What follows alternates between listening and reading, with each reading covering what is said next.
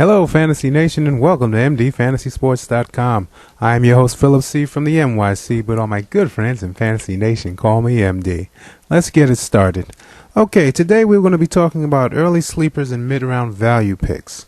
We're going to start off taking a look at Carson Palmer, Reggie Bush, Tim Hightower, and Mr. Peyton Hillis.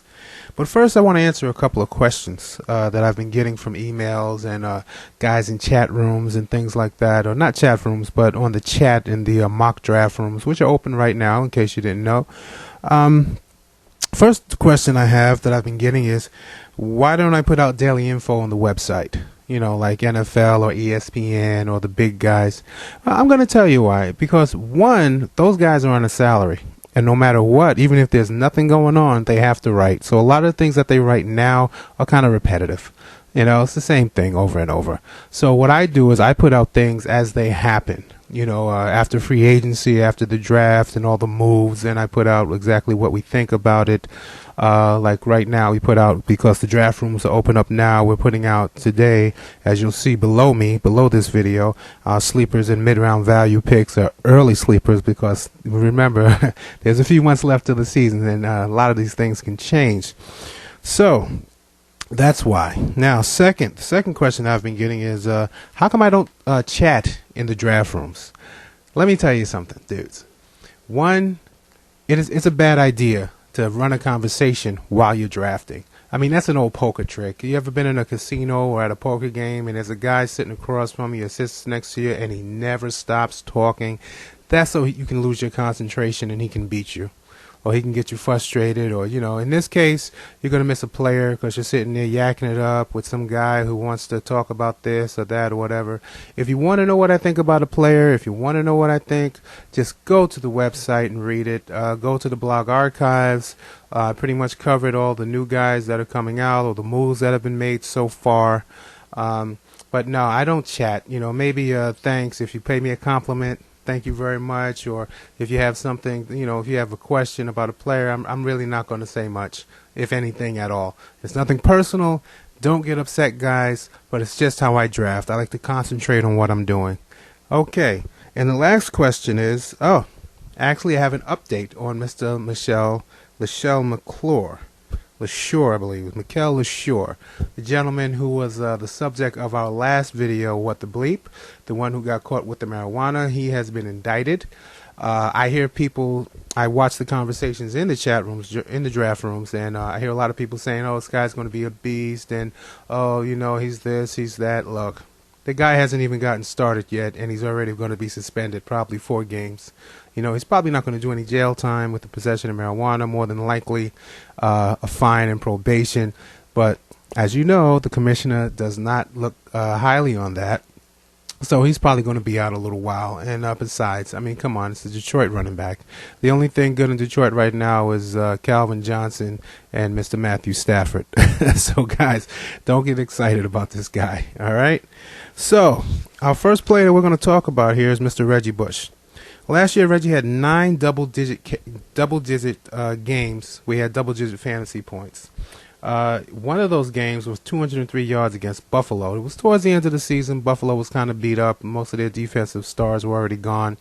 But still impressive. 203 yards and a touchdown. Came out to about 24 fantasy points. Reggie has been going in the 5th and 6th rounds of most drafts, which is a good place for him.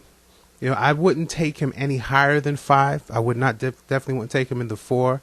He's talking a lot of stuff now about how he wants to lead the league. He wants to lead the NFL in rushing, and he does have the opportunity. I mean, just the division that they play in with the Jets and New England and Buffalo. Buffalo's, they've really stepped up their defensive game, but he is the lone option there. Last year there was talk about the rookie that had came in. What would he do? But as I keep telling you guys, do not put a lot of stock in rookies. Don't. I mean, they have great highlights. They have great agents that'll get you really excited leading up to the draft, and all you see is these highlights and everything like that. But in the end, when they get to the pros, it's a learning curve no matter how good they are. I mean, for example, Ryan Matthews, one of the greatest talents I've ever seen coming out of college. I mean, just great talent. It took him about 3 years because he's going into his 3rd season this year, and he's just starting to get it. He's just starting to get patience to wait for the hole to open up, to hit the hole, and not try to run up your offensive lineman's back, every time he's in front of you, but wait for him to pick up his block and trust him that he's going to hold his block and take off when you get the chance. And it took him 3 years to learn that. So all you guys talking about Trent Richardson and a couple of these other guys coming out, don't. Take him late. Put him on your bench. You never know. You might get lucky. You might find a Cam Newton. But that is a needle in a haystack, my friend, when it comes to rookies. Cam Newton is not the norm. You're not going to see too many rookies at any position come out and finish in the top 5 or top 10 in fantasy points. That's very, very, very rare. So if you're going to take a rookie, you take him late. And I mean late. You don't take him any higher than, I say, the 10th round. After you finish with your entire starting team, including your defense, then you want to maybe look at a couple of rookies and put them on the bench and hope they blow up, and, just never know. But do not trust them as your number 1, your number 2, or even your number 3 in any category, wide receiver, tight end, running back, or quarterback. Okay, so now Reggie, I like Reggie. Personally, I think he's definitely worth a pick in the 5th or 6th round as a flex only, because he is small, and if he wants to try to win the rushing title, that means he's going to take a beating. So, Reggie has been hurt before and has missed time. So let's see what he can do this year. Take him in the 6th round and hope for the best. But remember, it is Miami. Next person that we're going to talk about is Carson Palmer. Mr. Palmer throws a lot of interceptions. He threw last year, I believe it was 16 interceptions and 13 touchdowns. Now, we can put that towards coming in late. He didn't really start until week 7. He threw 3 interceptions in that first game. He was kind of rushing, and even though these guys are professionals, and they play well in college, and they know what to do, when it comes time to get a new team, you need to gel. And he has got one heck of a receiving core out there. These are receivers that he never had in Cincinnati. So he's got Demarius Moore, Jacoby Ford, and Darius Haywood-Bay, 3 superstar speedsters. And if you want to read more about Demarius Moore, just go below me. And there's a little something on him down there, too, on the front page of the webpage. Now, I love this guy. I love Demarius Moore, Jacoby Ford, and Darius Haywood-Bay.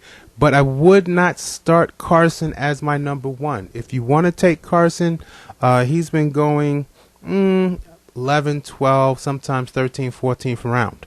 As a second quarterback, as a backup. I believe he will have some big days, but I believe he will have some bad days too. So take Carson late. He's definitely worth a late round flyer. Put him on the bench and back up your guy, and make sure they don't have the same bye week so you can utilize that, and hope for the best. But last year he did okay, not too bad for a guy who just came off the street and had to kind of learn on the fly, and had some injuries, and with all the drama with Al Davis passing away, and how they got him. They gave up 2 first-round draft picks, and it was just a lot of things going on. So this year, he's got a full camp, full OTAs to work down the timing with these speedy, super wide receivers that they got there. Because I tell you, Jason Campbell was not the guy. He was not the guy. He had some serious talent there, and he should have had a lot better numbers than what he had. So I see Carson as really doing something this year, halfway decent. But take him late, put him on the bench, and hope for the best. Moving on, Mr. Tim Hightower has been re-signed by Washington. Now, Tim Hightower, 1, he still has Roy Halou there. 2, he's injury prone. 3, he fumbles. And personally, I think he fumbles because he has small hands. He's a little guy. He's super fast. I love his talent. But it's just too many things working against him. The committee, he's got a committee with Halou. You can't trust Shanahan. You never know what he's going to do. And now they bring in RG3, a running quarterback, which takes away from the running backs. And if RG3 is anything like Cam Newton last year, 1, that would be great. I don't think he will be. I think he'll throw a lot of interceptions. I think the game is going to be a lot faster than what he was used to in Baylor. Because if you remember,